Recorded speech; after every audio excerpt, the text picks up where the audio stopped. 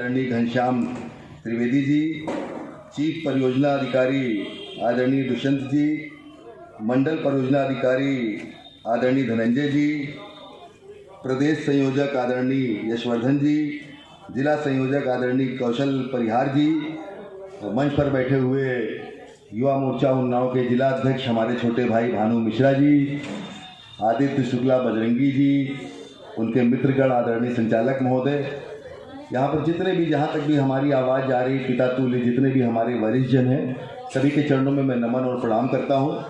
नौजवान मित्रों को स्नेह, छोटों को आशीर्वाद, और इस संस्था से जुड़ी हुई हमारी बहुत सारी मातृशक्तियाँ हमारे सामने हैं, हमारी माताएं, बहनें, हमारी बच्चियाँ, मैं सभी को नमन और प्रणाम करता हूँ।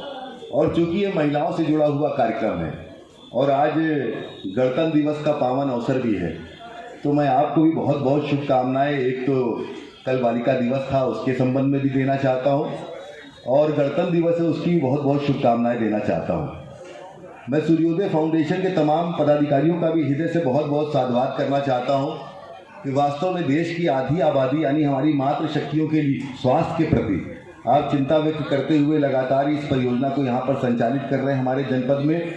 ये कोई छोटा काम नहीं है, बहुत बड़ा दायित्व आप निर्वहन कर रहे हैं हमारे जनपद में। इसलिए मैं संस्था के तमाम पदाधिकारियों का हृदय से बहुत बहुत साधुवाद और धन्यवाद करते हुए इस बात का भी आभार व्यक्त करना चाहता हूँ कि अपने परिवार के इस कार्यक्रम में आपने हमको आमंत्रित किया, मुख्य अतिथि बनाया और एक अवसर प्रदान किया कि आपके परिवार के लोगों से मिल सकूँ, परिचय कर सकूँ और अपने विचारों का आदान प्रदान भी कर सकूँ। इन सारी बातों के लिए आपका बहुत बहुत धन्यवाद और आभार। आप जब मातृशक्तियों की बात आती है तो मन में भारतीय संस्कृति के विषय और विचार अपने आप निकल कर आते हैं। भारतीय संस्कृति में हमेशा से मातृशक्तियों को सर्वोच्च स्थान देने का काम किया।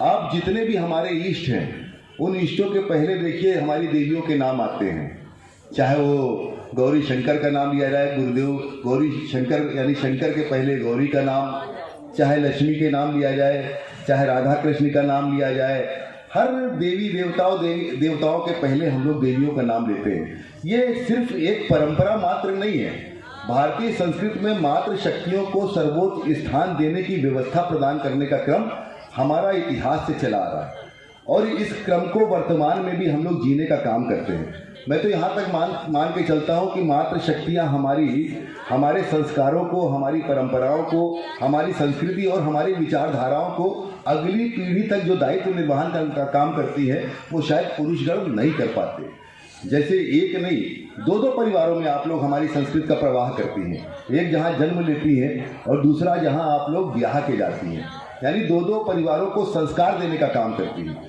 मैं तो यहाँ तक कहता हूँ कि हम पुरुषों को भी जो भी शक्ति मिलती है वो अपनी मातृशक्तियों से मिलती है। शक्ति चाहिए होती है तो हम दुर्गा मैया का पूजन करते हैं। इसी प्रकार से धन चाहिए होता है तो हम, समृद्धि चाहिए होती है तो हम लक्ष्मी मैया का पूजन करते हैं, और ज्ञान और विद्या की आवश्यकता होती है तो हम सरस्वती माँ का पूजन और हवन करने का काम करते हैं। तो ऐसी तमाम देवियों की प्रतिमूर्ति के रूप में बड़ी संख्या में हमारी मातृशक्तियाँ, हमारी बहन बेटियाँ, हमारी माताएं बहनें बैठी हुई हैं। मैं सभी के चरणों में नमन और प्रणाम करता हूँ और संस्था के पदाधिकारियों को एक बार फिर साधुवाद देना चाहता हूँ। इसलिए साधुवाद देना चाहता हूँ कि आप देश की आधी आबादी, 50% आबादी हमारी मातृशक्तियाँ हैं। जब तक हमारी मातृशक्तियाँ स्वावलंबी नहीं होंगी, आत्मनिर्भर नहीं होंगी, अपने पैरों पर नहीं खड़ी होंगी, चाहे जितना काम मोदी कर ले, योगी कर ले, हमारा भारत परम वैभव के स्थान पर पहुंचने वाला नहीं है। हम सबको, पूरे देश के 125 करोड़ की आबादी वाले इस भारत के प्रत्येक नागरिक को, चाहे वो पुरुष हो चाहे महिला हो, कंधे से कंधा मिलाकर जब वो आगे आएंगे तभी हमारा देश परम वैभव के स्थान पर पहुंचेगा। इतिहास इस बात का गवाह है। भानु जी बड़ी अच्छी बात कह रहे थे, आज़ादी की लड़ाई से लेकर आज तक जब भी कोई क्रांति हुई है, अगर पुरुषों ने, नौजवानों ने आगे कदम बढ़ाकर निकलने का प्रयास किया है तो उनके कदमों को भी आगे गति प्रदान करने का अगर किसी ने काम किया है तो हमारी मातृशक्तियों ने किया है। लक्ष्मी बाई का नाम ले लेते हैं, अहिल्या बाई का नाम ले लेते हैं। ईश्वर के भी हाथों से मृत्यु को खींचकर अपने पति को जीवन देने का काम अगर किसी ने किया हमारे साहित्य और संस्कृति में तो हमारी मातृशक्तियों ने किया। तो ये योगदान आपका है और बिना आपके सक्षम हुए, स्वावलंबी हुए, आत्मनिर्भर हुए, आपके स्वास्थ्य की सेवाओं की चिंता किए बिना क्या भारत ये इस लायक हो सकता है कि परम वैभव के स्थान पर पहुंच जाए? फिर विश्वगुरु बन जाए, फिर सोने की चिड़िया कहलाए, ऐसा कतई संभव नहीं है। इसलिए इस विशेष प्रयोजन के लिए मैं संस्था के लोगों को बहुत बहुत धन्यवाद और साधुवाद देना चाहता हूँ। आज गणतंत्र दिवस का पावन अवसर है, मैं इसकी भी आप सबको बहुत बहुत शुभकामनाएं और बधाई देना चाहता हूँ। गणतंत्र दिवस के बारे में कोई लंबा चौड़ा विषय नहीं रखना, आप सब लोग भली भांति जानते हैं गणतंत्र दिवस हम लोग क्यों मनाते हैं। आज गणतंत्र दिवस के दिन, आज की तारीख में सन 1950 में हम लोगों ने भारतीय संविधान को आत्मसात किया था, भारतीय संविधान को हम लोगों ने अपनाया था, भारतीय संविधान को हम लोगों ने मानना शुरू किया था।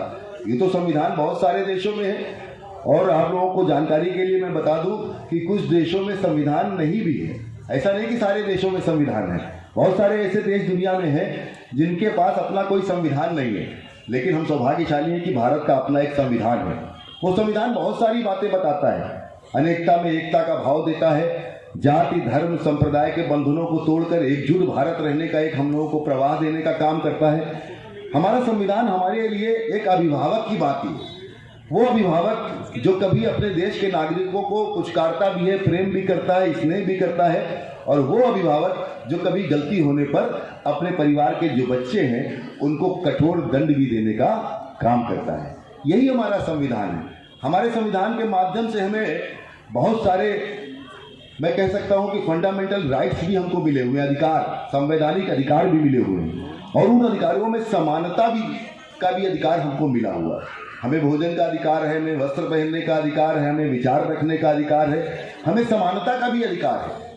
और इस समानता के अधिकार में हम भेद नहीं कर सकते स्त्री और पुरुष में, स्त्री और पुरुष दोनों को समान रूप से हमारे संविधान में अधिकार दिया गया है। उस समानता के अधिकार को मैं कह सकता हूं कि आज़ादी के इन 70 सालों में ठीक से जिया नहीं गया, आत्मसात नहीं किया गया। वरना क्या कारण हो सकता है कि आज़ादी के 70 साल के बाद भी लाल किले की प्राचीर से देश के खड़े होकर प्रधानमंत्री हमारे ये कहें कि अब देश में बेटियों को बचाना है और बेटियों को पढ़ाना है। यानी इन 70 सालों में हम अपनी बेटियों को बचाने का भी काम नहीं कर पाए। निर्भया जैसी घटनाएं होती हैं, और इन 70 सालों में अपनी बेटी को हम पढ़ाने का भी काम ईमानदारी से नहीं कर पाए। ये दुर्भाग्य की बात हमारे लिए। बहुत सारी विसंगतियां हो सकती हैं समाज में, सड़क नहीं हो सकती, बिजली नहीं हो सकती, पानी नहीं हो सकता, शिक्षा व्यवस्था, चिकित्सा व्यवस्था, लेकिन सामान्य रूप से जो संवैधानिक अधिकार हमारे हैं उन दायित्वों की पूर्ति करना स्टेट का काम है, सरकार का काम है, जनप्रतिनिधियों का काम है। जब 26 जनवरी के गीत बजते हैं, कभी हम लोग जाते हैं सड़कों पे, मोहल्लों में। आज मैं सुबह सुबह जब कार्यक्रम करने के लिए लगभग 9 बजे घर से निकला, बहुत सारे कार्यक्रम लगे हुए थे गणतंत्र दिवस के, झंडारोहण के।